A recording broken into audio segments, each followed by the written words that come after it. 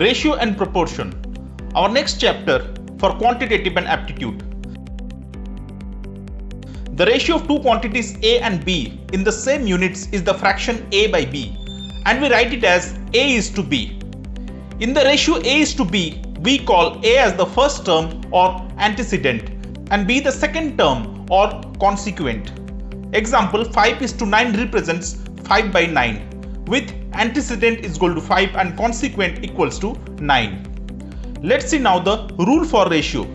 The multiplication or division of each term of a ratio by the same non-zero number does not affect the ratio.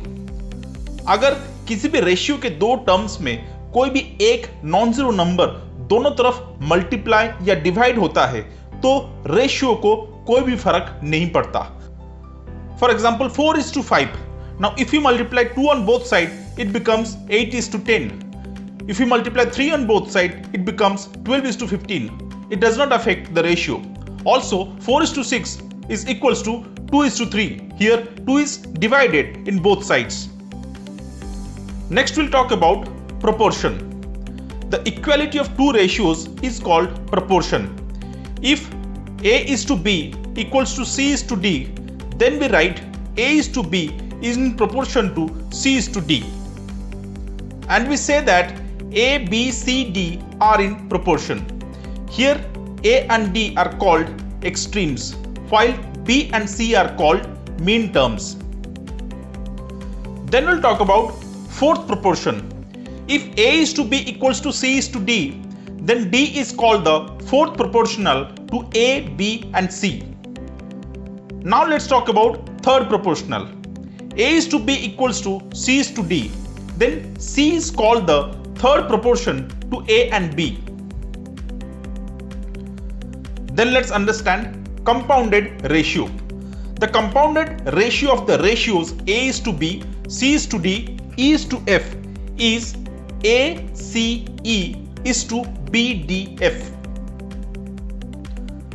Then let's see componendo and dividendo and understand the concept of it. It is proved that if the ratio of A to B is equal to the ratio of C to D, then the ratio of A plus B to A minus B is equal to the ratio of C plus D to C minus D. This property is called componendo and dividendo rule. That means if A by B equals to C by D, then A plus B by A minus B equals to C plus D by C minus D. Then we'll understand variations. We say that x is directly proportional to y if x equals to ky for some constant k, and we write x directly proportional to y.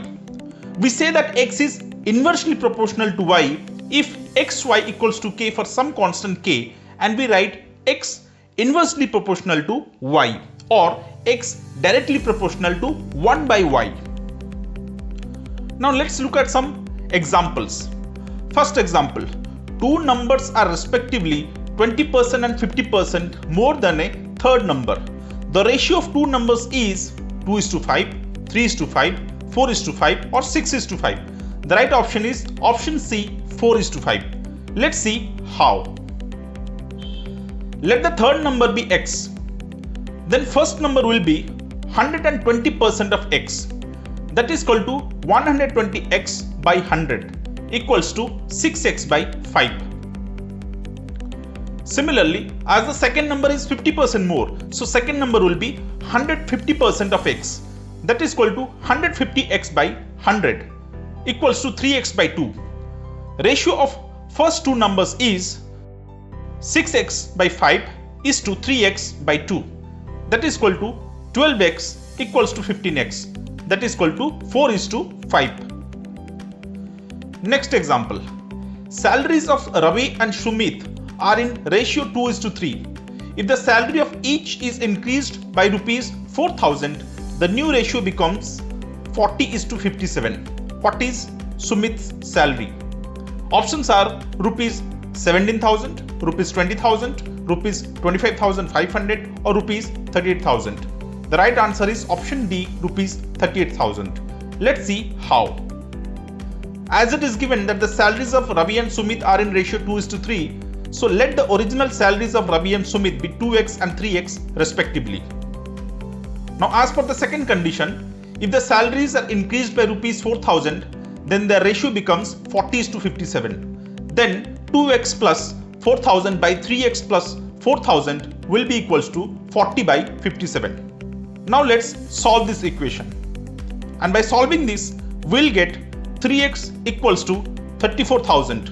So Sumit's present salary is 3x plus 4,000. That is equal to rupees 34,000 plus 4,000 equals to rupees 38,000. Third question. The sum of three numbers is 98. If the ratio of the first to second is 2:3 and that of the second to third is 5:8, then the second number is, the options are 20, 30, 48 or 58. The right answer is option B. Let's see how. Let the three numbers be A, B and C. Now as it is given, the ratio between the first and second is 2:3 and second and third is 5:8. So we can write A is to B equals to 2:3 and B is to C equals to 5:8. Now let's convert the ratio 5:8 in terms of 3. So to do that, we'll multiply 3 by 5 on both sides.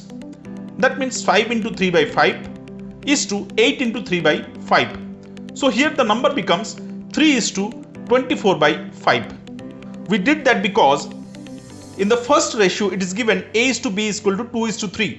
So we need to make 3 common so that we can put all the terms in one single ratio. That implies A is to B is to C equals to 2:3:24/5. That is equal to 10:15:24. We have just simplified it in whole numbers.